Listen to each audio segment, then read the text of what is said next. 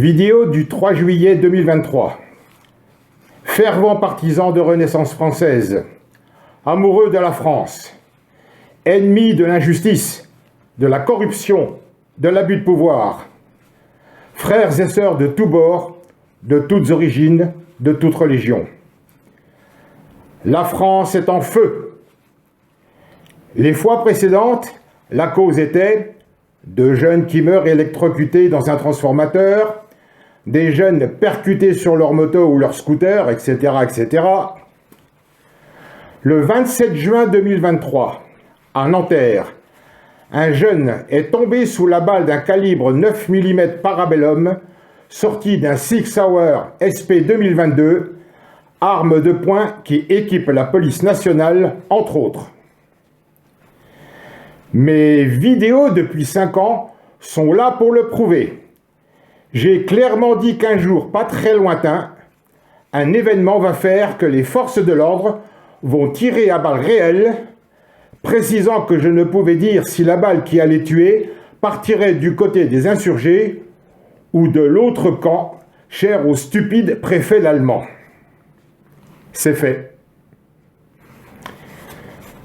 Sans prendre parti, en vertu de l'article 19 de la Déclaration universelle des droits de l'homme du 10 décembre 1948, qui dit « Mais avant tout, j'ouvre une parenthèse. Cet article 19 s'applique aussi s'agissant des avocats Lacoste et Brossolet, du gendarme Gottlieb et du prince Albert de Grimaldi, en réalité Albert de Polignac, et de leur harcèlement, voire acharnement à mon égard. » Parenthèse provisoirement refermée. Tout individu a droit à la liberté d'opinion et d'expression, ce qui implique le droit de ne pas être inquiété pour ses opinions et celui de chercher, de recevoir et de répandre, sans considération de frontières, les informations et les idées par quelque moyen d'expression que ce soit.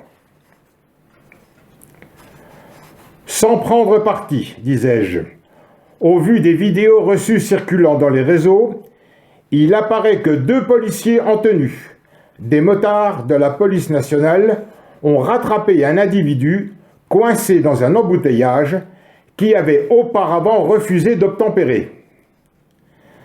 Ces 2 policiers se tenaient sur le côté gauche, côté conducteur, et non devant, l'un, son arme sortie, appuyé sur le capot de la Mercedes, tenant le conducteur en joue au travers du pare-brise.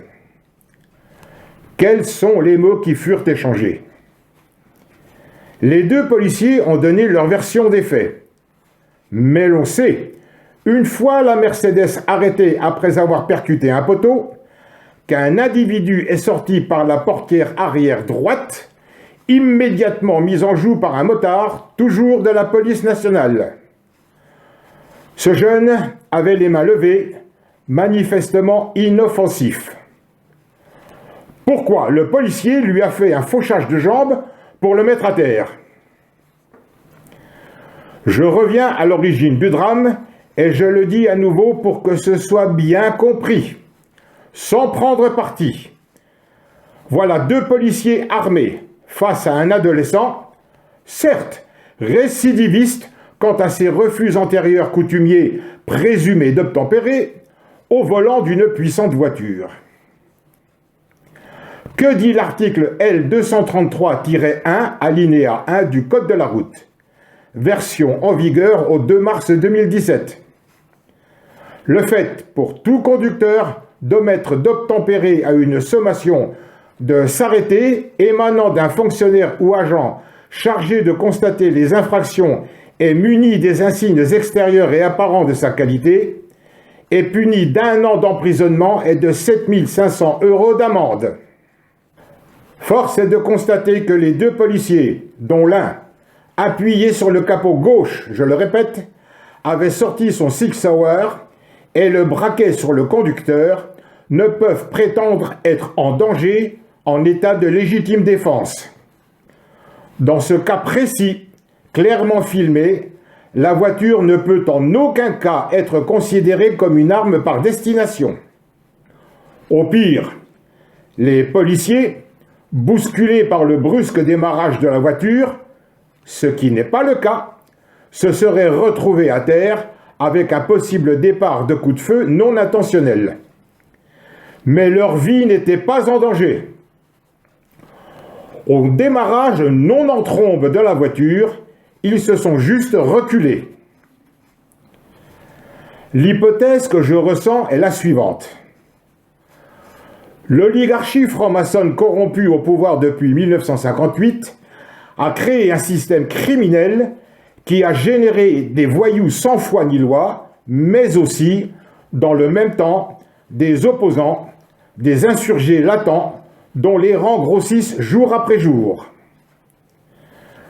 Uniquement préoccupés à s'enrichir avec les deniers de l'État, avec notre argent, au mépris de la morale la plus élémentaire, ces voyous escrocs, voleurs, menteurs, violeurs, souvent pédophiles, souvent homosexuels, dépravés, persuadés qu'ils étaient et sont intouchables, inattaquables, ont perdu tout sens de la réalité. Ils ont enfanté un système d'une perversité extrême, mortifère. La perte de leur sens de la réalité est leur pire ennemi. Ce ne sont plus des brebis égarées, mais des animaux nuisibles à abattre. La décomposition pestilentielle de la société française est due exclusivement au laxisme et à la corruption de tous les gouvernements d'une 5e République mort-née, sans constitution. Qui est donc derrière tout ça? La franc-maçonnerie spéculative. Ce n'est pas François Hollande qui me contredira. Je reprends le cours de mon hypothèse. Le conducteur nargue, défie les policiers malgré sa mise en joue. Ils sont agacés. Nous en avons eu l'exemple enregistré avec ce con de policier, j'ose le dire, qui, il y a quelques semaines, au cours d'une manifestation pacifique de Gilets jaunes, conseille, menace ouvertement des manifestants de rentrer chez eux s'ils veulent rester en vie. C'est une menace de mort qui peut appeler à un acte de légitime défense. Quid aussi de ces policiers qui pointaient la tête des gilets jaunes avec leur LBD munis de viseurs laser, en violation totale des recommandations quant à l'usage de cette arme. Que sont devenus les policiers?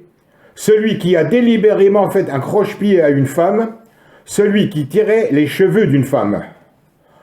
Où en est la carrière de cette policière qui a jeté une grenade de désencerclement entre les jambes d'un homme à terre? Et depuis le 18 novembre 2018, combien de centaines, voire de milliers d'exactions commises par des fonctionnaires de police?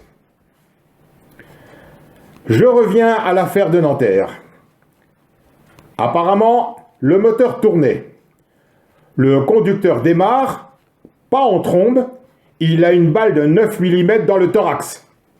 La voiture percute un poteau quelques dizaines de mètres plus loin. Le conducteur est mort, assassiné. Je répète ce que j'ai dit au début de cette vidéo. Un jour pas très lointain, un événement va faire que les forces de l'ordre vont tirer à balles réelles, précisant que je ne pouvais dire si la balle qui allait tuer partirait du côté des insurgés ou de l'autre camp, cher au stupide préfet l'allemand. Cet adolescent, comme les manifestants qui hurlent et déchaînent leur colère contre l'État depuis plusieurs jours, a une famille. Quoique le comportement de sa maman a quelque chose d'anormal compte tenu de la situation.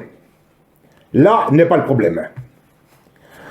Le problème n'est pas les jeux vidéo, ni les réseaux sociaux, comme l'affirme Macron, tentant de se soustraire à sa totale responsabilité sociétale. En 1789, la situation du peuple était quasiment identique à celle que nous subissons aujourd'hui. Paupérisation, abus de pouvoir, injustice, corruption. En 1789, il n'y avait ni jeux de vidéo, ni réseaux sociaux, ni téléphone portable. Juste des colporteurs qui allaient de village en village propager les nouvelles. Pourtant, le 21 janvier 1793, un roi y a laissé sa tête. Le problème est l'usurpateur dictateur Macron lui-même et ce gouvernement franc-maçon spéculatif, Philippe, Castex, Borne, les détournements de fonds publics, les ministres corrompus, seulement inquiétés par la justice, tellement inquiétés que Darmanin a fait supprimer l'agrément de l'association Anticorps. Icare s'approchait trop près du soleil. Le problème est la justice non indépendante, justice injuste aux mains des francs-maçons spéculatifs. Le problème est les médias francs-maçons spéculatifs, menteurs, manipulateurs aux ordres de Macron. Le problème est que la France, qui n'a jamais eu de constitution le 4 octobre 1958, n'a pas de cadre constitutionnel légal pour agir légitimement, ouvrant la porte à tous les excès criminels. Les francs-maçons spéculatifs le savent très bien. Le problème est Sarkozy, valet du nouvel ordre mondial, qui a vendu la France aux États-Unis en nous imposant la réintégration au sein de l'OTAN, bras armé du nouvel ordre mondial.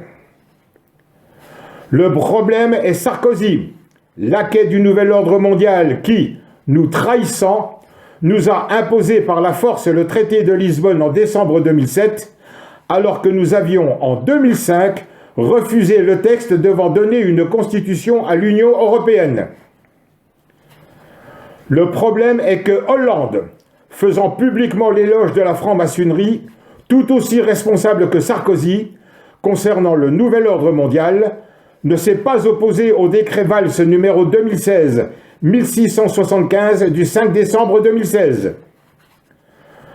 Le problème est l'immature responsable Macron, le dictateur LGBT psychopathe, cocaïnomane, menteur, fraudeur, escroc, qui n'a jamais été élu en 2017 et réélu en 2022.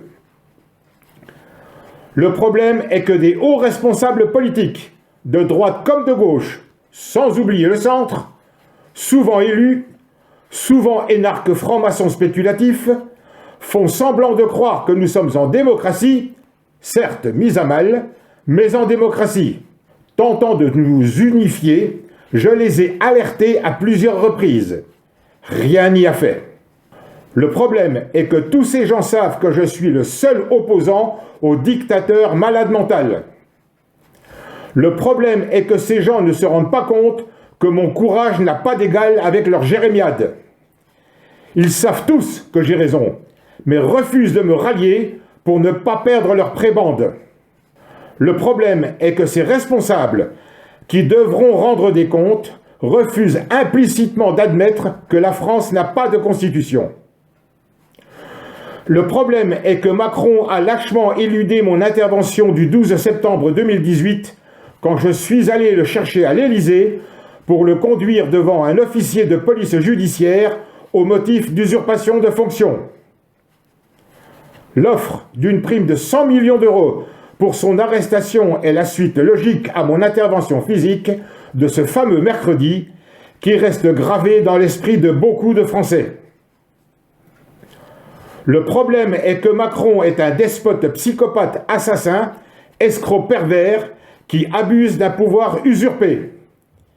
Il va jusqu'à ce qu'il trouve des limites qui lui font face aujourd'hui. Je représente ces limites. Si les Français ne sont pas tous des disciples de Montesquieu, ils savent maintenant tout de ce que je viens de lister. Leur progéniture aussi. Elle est dans la rue. Quand le gouvernement viole les droits du peuple, alors ces droits sont la liberté, la propriété, la sûreté et la résistance à l'oppression. L'insurrection est, pour le peuple et pour chaque portion du peuple, le plus sacré des droits et le plus indispensable des devoirs. Nous y sommes. J'aime la goutte qui fait déborder le vase. Elle est le symbole de la renaissance de notre pays. Dommage qu'il faille passer par le versement du sang pour faire valoir nos droits, pour rétablir l'état de droit. J'ai tout fait de légal pour l'éviter, jusqu'à sacrifier mon confort personnel, ma vie privée, abandonnant une vie acceptable, compte tenu de la situation, en m'exilant, ayant été menacé par l'aliéné machiavélique locataire de l'Élysée. Macron et tous ses complices le paieront cher. En l'espèce, la situation est assez simple à maîtriser. Encore faut-il avoir le courage de prendre la décision. Je le dis et le répète, la France n'a pas de constitution. Elle ne dispose donc pas du pouvoir exécutif légitime pour commander l'armée et les forces de police et de gendarmerie pour arrêter qui que ce soit. Elle ne dispose pas du pouvoir législatif pour voter des lois liberticides, voire criminelles. Je fais référence à la période Covid. Elle ne dispose pas de l'autorité judiciaire légitime pour juger et condamner qui que ce soit. Je dis clairement aux manifestants qui s'expriment actuellement dans la rue, quel que soit le mode d'expression, l'absence de constitution vous immunise contre les réactions répressives désespérées du pouvoir exécutif illégitime, ordre de Macron, décision de Darmanin et Dupond-Moretti. Je sais que des armes de guerre circulent. C'est un secret de polichinelle. Certains n'hésiteront pas à les utiliser contre les Sig Sauer 9 mm Parabellum des forces de l'ordre, elles aussi illégitimes. Tant pour le pouvoir que pour les insurgés, l'absence de constitution est une absence totale de contrainte, une forme de liberté absolue. L'oligarchie plutocratique l'a parfaitement compris et en use sans limite. Il faut que vous vous rendiez compte que cette liberté qu'il s'octroie est la même pour nous tous. Cette liberté que les gangsters incendiaires en col blanc s'auto-accordent depuis le 4 octobre 1958 doit cesser. Cette liberté que nous avons, grâce à l'absence de constitution, doit être utilisée sans retenue par le peuple pour défendre ses droits définitivement acquis. C'est aujourd'hui un passage obligé pour le vital rétablissement de l'état de droit. Nous avons la solution devant les yeux.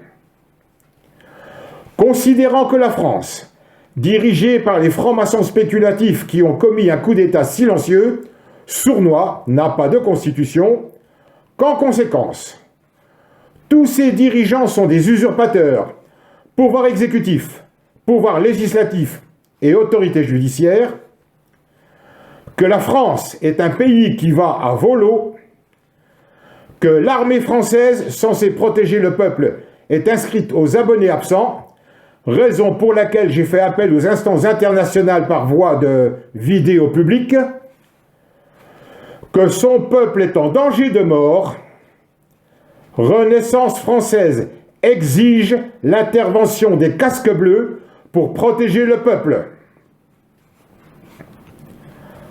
Macron, je n'ai pas pu vous faire arrêter le mercredi 12 septembre 2018, empêché, menacé par votre milice politique, au mépris de l'article 32 de la Convention de La Haye du 29 juillet 1899, qui nous protégeait, mes coéquipiers et moi-même, mesdames Maïté Poli et Christine Baudrier, monsieur Rajou Chaumont.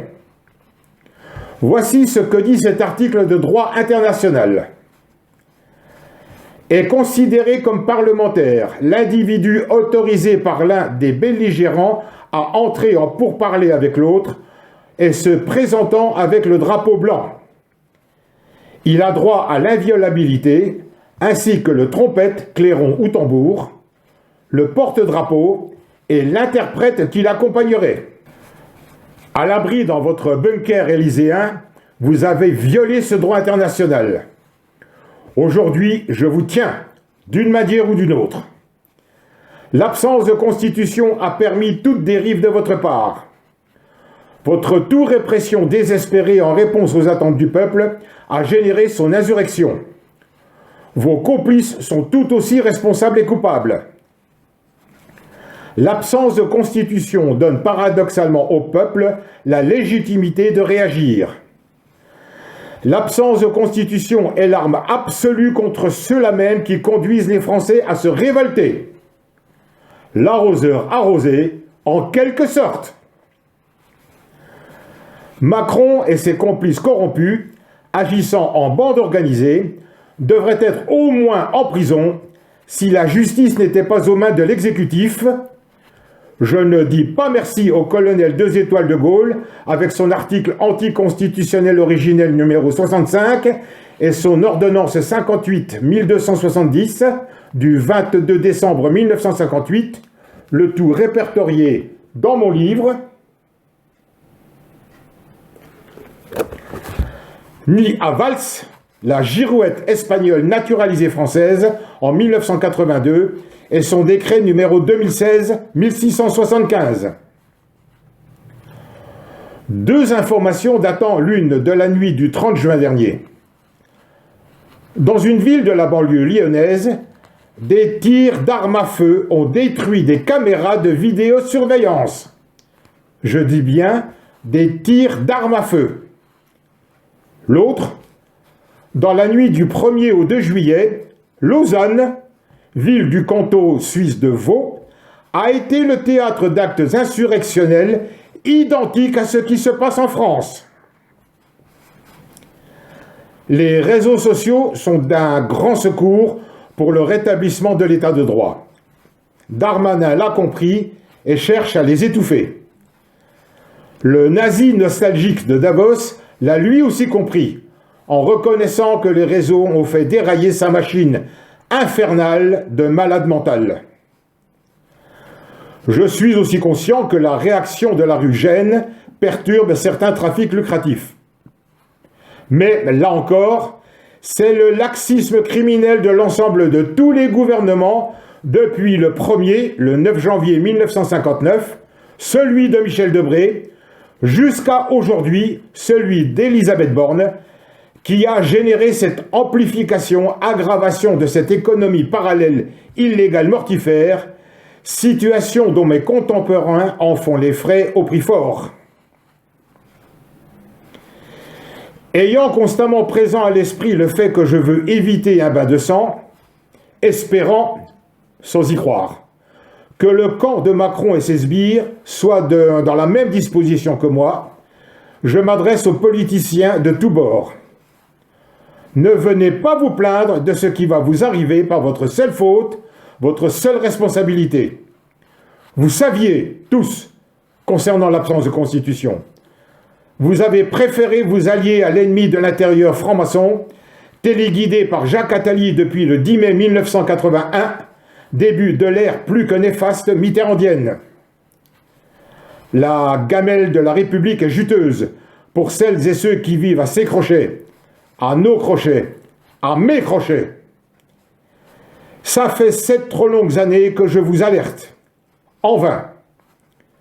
En exil forcé, pour ma sécurité, j'ai toutes les copies des recommandés que je vous ai envoyés, accusés, réception compris.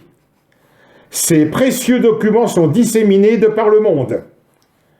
Vous m'avez dédaigné, n'avez pas voulu m'écouter parce que je ne fais pas partie de votre sérail. Eh bien, vous allez m'entendre. Déposez les armes, Macron. Vous savez qui je suis. Vous qui avez porté plainte contre moi, après que j'ai publié ma vidéo dans laquelle j'offre 100 millions d'euros pour votre arrestation, prime qui sera prélevée sur vos biens propres saisis. Votre plainte a été classée sans suite, car ma déposition a été exclusivement axée sur l'absence de constitution, donc sur l'illégitimité d'un quelconque tribunal pour me juger. Il existe encore des magistrats simplement honnêtes. Votre lâcheté vous a alors fait employer la dernière carte ignoble à votre image, l'expertise psychiatrique au sein d'une gendarmerie.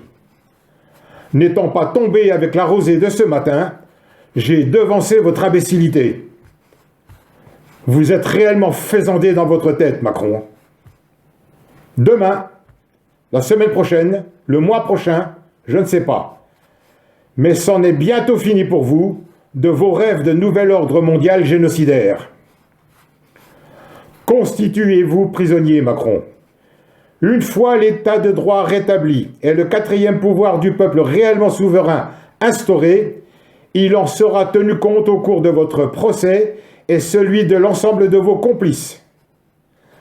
La France va retrouver sa grandeur, se réconcilier avec les pays, principalement le continent africain, envers lesquels vous vous êtes conduit de la même façon que le flic dont j'ai fait état au début, comme un con, qui disent eux-mêmes qu'ils mènent le même combat que le peuple français, qu'ils distinguent des criminels qui les gouvernent. Ma France va rentrer dans ses fonds, dilapidée par tous les gouvernements, de Michel Debré à Elisabeth Borne. Elle va récupérer les 8 700 milliards d'euros d'évasion fiscale qui représentent un siècle d'impôts sur le revenu de l'ensemble des contribuables. Mais pas que. Je sais quoi faire pour, une fois la pègre politique en col blanc actuelle arrêtée, jugée et condamnée, que cette situation ne puisse jamais plus se reproduire. Le quatrième pouvoir dont je suis l'inventeur, j'ai pris la précaution de le faire protéger par un copyright, est la clé pour que notre avenir soit définitivement protégé de toutes les envies de récidive des clones macroniens. Les grincements de dents vont changer de cavité buccale.